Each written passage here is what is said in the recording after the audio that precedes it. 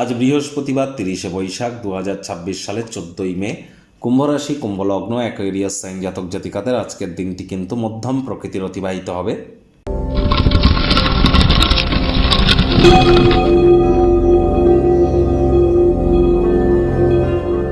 ভিডিওটির শুরুতে স্ক্রিনে আপনারা দেখতে পাচ্ছেন বৃহস্পতির বীজমন্ত্র ওম গ্রাং রিং রং স গুরাবে নমঃ। সকাল দুপুর সন্ধ্যা 3 বেলায় বৃহস্পতির এই বীজমন্ত্র 108 বার জপ করুন, অত্যন্ত উপকৃত হবেন। বর্তমানে কিন্তু বৃহস্পতি অতিচারী হয়েছেন। বৃহস্পতি একটানা 7.5 বছরের জন্য অতিচারী থাকবেন। পরিবার পরিজন, আত্মীয় স্বজন, পাড়া প্রতিবেশী, বন্ধু বান্ধব, আমাদের পুত্র সন্তান, বিবাহ এবং নাম যশ খ্যাতি প্রভাব প্রতিপত্তি, শরীরের ওজন, এগুলির ধারক কারক বাহক গ্রহ বৃহস্পতি। Banking sector, financial sector, travel tourism industry, sports, export import industry, শিক্ষকতা, যারা টিচার প্রফেসর আছেন সবই কিন্তু জুপিটারের ডিপার্টমেন্টের আন্ডারেই পড়ে। আর বৃহস্পতি বর্তমানে 7.5 বছরের জন্য অতিচারী করার কথার অর্থ কী? সাধারণত বৃহস্পতি বছরে একবার রাশি পরিবর্তন করে, কিন্তু এখন বৃহস্পতি বছরে 3 বার রাশি পরিবর্তন করছেন। দ্রুত গতিতে তিনি পরিভ্রমণ করছেন নিজস্ব কক্ষপথে।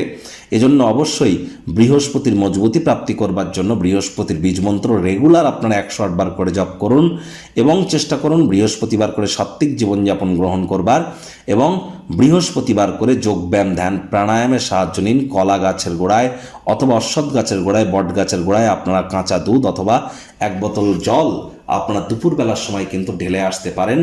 বাড়ির উত্তর পূর্ব কোণ, ঈশান কোণে তামার, মাটির, কাঁচের বা পিতলের পাত্রে জল রাখুন, রেগুলার চেঞ্জ করে দিন। যারা দীক্ষা নেননি ইমিডিয়েট দীক্ষা নিন, তবেই কিন্তু প্রোটেকশন পাবেন।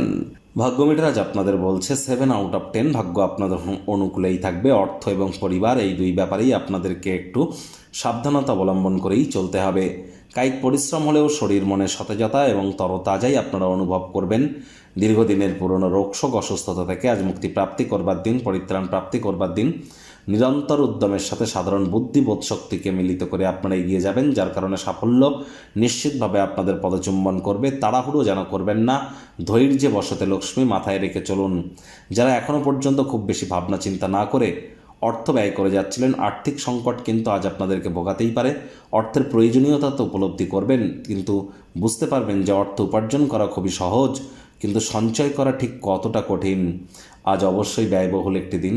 ছবি আঁকা, নাচ, গান, নাটক, কবিতা আবৃত্তি, অভিনয়ের জগতে বা ক্রিয়েটিভ ফিল্ডে যারা আছেন, অ্যাড এজেন্সির যারা কাজ করেন, যারা পিআর এজেন্সি, ইভেন্ট অর্গানাইজিং ফার্মে যারা কাজ করেন, বা যারা মিডিয়ার জগতে আছেন, তাদের প্রত্যেকের জন্যই দীর্ঘ প্রতীক্ষিত নাম যশ খ্যাতি, অ্যাওয়ার্ড, রিওয়ার্ড প্রাপ্তি আপনাদের কিন্তু হতেই পারে।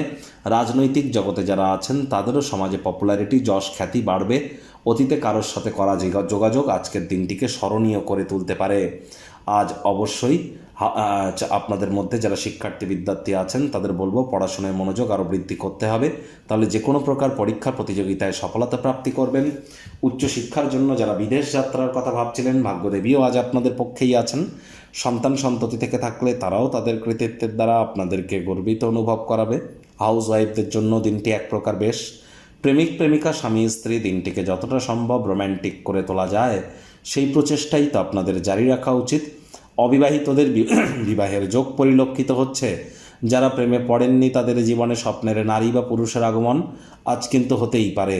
একটু প্রচেষ্টা আপনাদেরকেও করতে হবে। শত্রুপক্ষ, বিরোধী পক্ষ আজ কিন্তু খুব একটি শক্তিশালী থাকছে না। পরিবার পরিজন, নিকটস্থানীয় ব্যক্তিবর্গ, বন্ধু স্বজন কারোর উপরেই জোর করে নিজের মতামতকে জাহির করলেই কিন্তু মারাত্মক ক্ষতি।